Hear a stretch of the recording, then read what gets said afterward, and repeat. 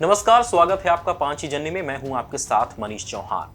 Netflix पर जारी OTT series IC-814 release होने के बाद से लगातार चर्चाओं में है। क्या आपको मालूम है कि इस हाईजैक फ्लाइट में एक ऐसा हाई प्रोफाइल वीआईपी शख्स भी मौजूद था जिसका नाम आज तक सामने नहीं आया।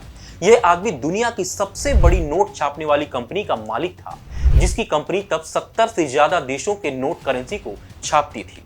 इस हाई प्रोफाइल इतालवी व्यवसायी के विमान पर होने के कारण दुनिया के कई देशों ने अपहरणकर्ताओं की मांग मानने के लिए भारत पर दबाव भी बनाया था। यूरोप से अमेरिका तक इस बड़े व्यवसायी की सुरक्षा चाहते थे। कई देशों के राष्ट्राध्यक्षों ने भी भारत फोन घुमाया था।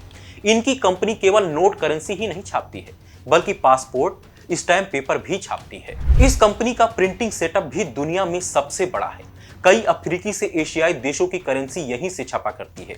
जब भारत कंधार में हाईजैक करके खड़े किए गए विमान यात्रियों को रिहा कराने के लिए लगातार बात कर रहा था, उस समय इस विदेशी व्यवसायी की विमान में मौजूदगी बड़ा अंतरराष्ट्रीय दबाव बढ़ा रही थी।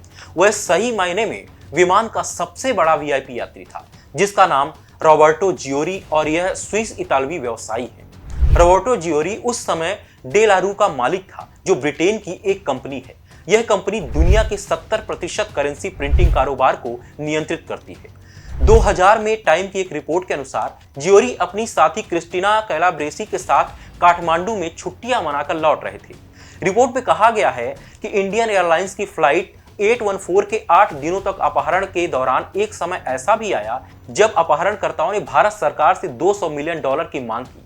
उन्हें अंदाजा नहीं था कि इकोनॉमी क्लास में बैठा कोई बंधक आसानी से उन्हें इतनी बड़ी रकम का चेक भी दे सकता है। उस समय स्विट्जरलैंड ने गुप्त रूप से कंधार में एक विशेष काफिला भेजा था, ताकि उसकी तत्काल रिहाई की सुविधा की मांग की जा सके।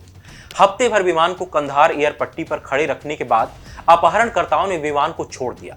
जब जियोरी दिल्ली पहुंचे तो उन्होंने कहा, विमान में मैंने जो अनुभव किया उसने मुझे हमेशा के लिए बदल दिया।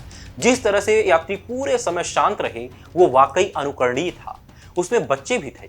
उन्होंने कहा, मैंने खुद से कहा अगर विमान में इतालवी या फ्रांसीसी लोग होते तो शायद इसे इतने लंबे समय तक नहीं बर्दाश्त कर पाते। विवादों से रहा है डेलारू का नाता। हालांकि जियोरी की कंपनी का नाता हमेशा विवादों से रहा है। डेलारू एक वैश्विक कंपनी है जो करेंसी नोटों की छपाई तथा बैंक नोटों में इस्तेमाल होने वाले सुरक्षा धागे और सुरक्षा होलोग्राम जैसे फीचरों के उत्पादन के कारोबार पर हावी है, जिसको छाप कर दुनिया भर के केंद्रीय बैंकों को भेजती है। यह फर्म 2016 तक भारत को भी नोट के कागज और अन्य सामग्रियां उपलब्ध कराती थी। 2016 में इस फर्म का नाम पनामा पेपर्स में भी आया था।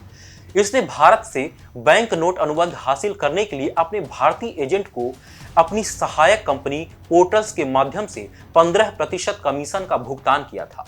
भारत में यह कंपनी पहली बार 2010 में विवादों में आई थी, जब इसकी आंतरिक जांच में पाया गया था कि भारत को सप्लाई किए गए कुछ वाटरमार्क वाले करेंसी पेपर गुणवत्ता मानकों पर खरे नहीं उतरे थे।